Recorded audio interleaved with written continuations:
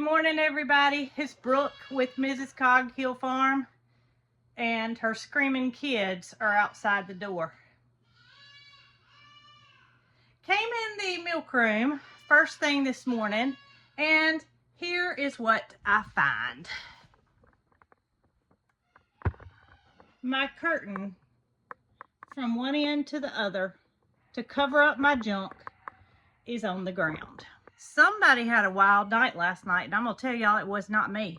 I slept very well, but I have a feeling these 1, 2, and number 3 may have had a wild night last night. So let me go get my screaming kids fed, and we will carry on our day. All right, everybody. We got to get y'all fed first thing. And y'all would not believe what those cats did last night. Y'all didn't have anything to do with that, though, did you? There's no way, as big as y'all are, you could have got through that cat door. Why are you so slow this morning? Huh?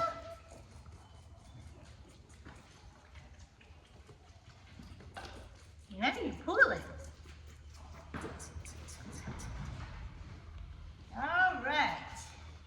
I got the kids taken care of, and now I want to go over to the aviary and see who's sitting on the nest this morning. I can see there's a bird. There's a Victorian crown pigeon sitting on this monstrous nest, but I have no idea who it is until I actually get inside and take a peek at their leg bands to determine if the mister is still sitting. Well, this may be a good day after all. Mr. Egyptian Goose even believes so.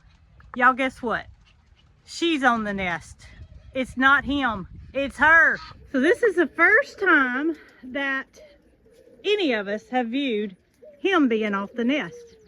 And I tell you, it's strange the way she positions herself. You would think you would be able to see if there was an egg, but you cannot. This is her way of sitting. I'm not getting too close, but she does not react in the same way that he does when you get close. She's a lot more docile. He is so defensive that I don't get near this close with him, but she's a lot more docile. So I tell you, I know there's got to be an egg. There's got to be an egg. There's no way they're changing places and there's not an egg. So here's the male over here on the ground. He's kind of in the plants, but let's see if we can't get a view of his band. I think you can see it right there. It's silver. Same color as his leg. Hers is bright pink, bright orange, so, you know, it stands out a bit more.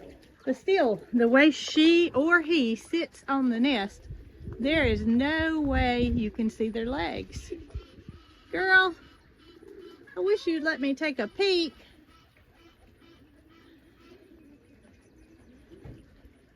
They're such majestic looking birds. And the babies, if y'all have Googled what a Victorian crown pigeon baby looks like, it's almost a split image of an adult, just in a miniature form. It's so cute. Gosh, I wasn't expecting to find a swap. I was thinking this was going to be like any other day that we've came in, and we have found him sitting on the nest, but this is a good thing.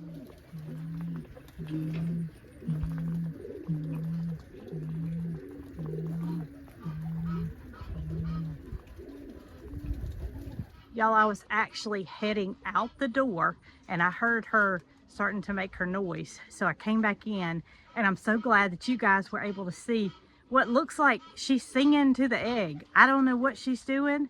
It's just a unique sound. You can see that when she saw me, she backed off. She didn't want anybody to see her special feature, but y'all got to see it, and I'm so happy you did. Singing to the baby.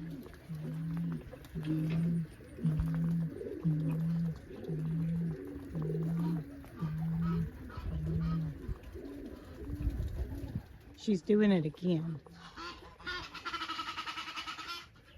That is so strange. Well, I have to share some not so good news. We are blessed here at Cog Hill Farm to not have to share a lot of bad news, because I just feel like we have pretty good luck. Our animals are just, they're healthy, they're well taken care of. We do everything in our power to make sure that, you know, they get the veterinary care that they need and just stay on top of things. But there are things that happen that are beyond our control and unfortunate. And one of them is nature. About 3 weeks ago, we knew that Ozella, our old female peacock, was nesting somewhere, because we would see her in the afternoons, but she was gone during the day. Just ideal situation for peacock, peahen nesting behavior. She's done it for, I guess she's probably about 8 years old. She's done it every year, sometimes twice a year. And while we've had the unfortunate of some of the chicks being taken by a predator, it's always been successful on her end. But it's been long enough that we have not seen her to think that the worst has happened. As unfortunate as that sounds, I'm not going to have peacocks and keep them in an enclosure. I mean, we've had peacocks for probably 15 years at least, and they've always been free range. We have never had a situation like this to happen. And it's nature, and nature can be cruel. Now, that being said, Ozella is, I'm thinking, no longer with us. But Scott is still here, of course. Scott, for the most part, he has always stayed in the fenced-in area around the aviary. For whatever reason, I don't know. There are times that he goes out and he'll walk around the perimeter of the fence, but he's just a homebody. I don't know why. He stays home. And the girls have always wandered. They've always went about their business, and it's just the way it is. But as you guys know, last year, Miss Lewis had a clutch of 5 babies, and they all lived. So one pair I took to Misty Dawn Farm when I went to pick up Honey, the miniature donkey. Well, she's a miniature standard donkey. So I gave them a pair, and then we know that we just can't have multiple males in the same area, because in our previous experience, they do not get along. It may not be immediately, but eventually there's going to be some trouble, and we don't want that for Scott. So I rehomed another pair to Catherine and Tony at G&G Farm. Well, that left me with one male that was a baby. Well, he's y'all saw him if you saw the last video. He's not a baby. He's starting to show his tail. There has not been any drama up to this point, because he simply does not stay in the area with his daddy. Now, I do anticipate that we will have to rehome him in the future, but it's not something that we've had to do up to this point.